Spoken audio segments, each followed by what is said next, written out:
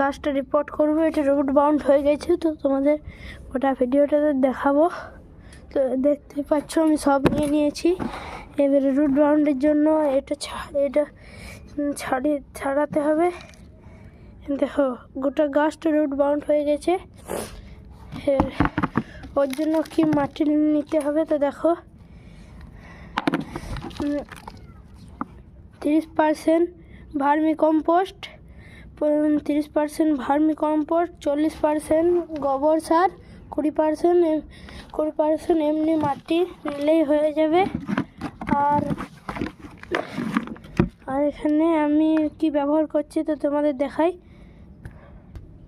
এখানে আমি এক মুঠো মানে 1 চামচ মতো হলুদ নিলাম, যাতে ফাঙ্গাস না লাগে।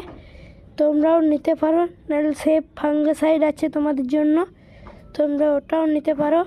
এটা মিক্স করবে ভালোভাবে। এবারে এটা দেবো ডিমের খোলা গুঁড়ো, অল্প পরিমাণ দিতে হবে। মাটিটা ভালোভাবে মিক্স করে নিতে হবে।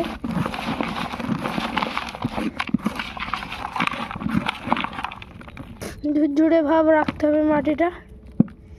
এবার গাছটা থেকে কিছুটা মাটি সরিয়ে নিতে হবে, যাতে শিকড়গুলো নিচ পর্যন্ত যেতে পারে।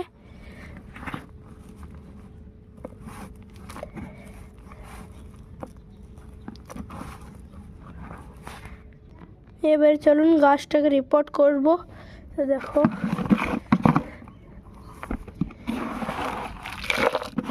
প্রথমে কিছুটা মাটি নিয়ে নিলে, তারপর গাছটাকে বসিয়ে নিতে হবে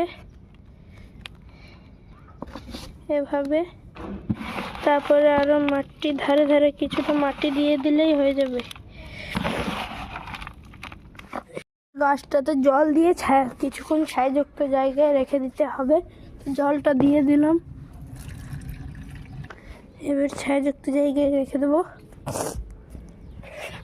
এখানে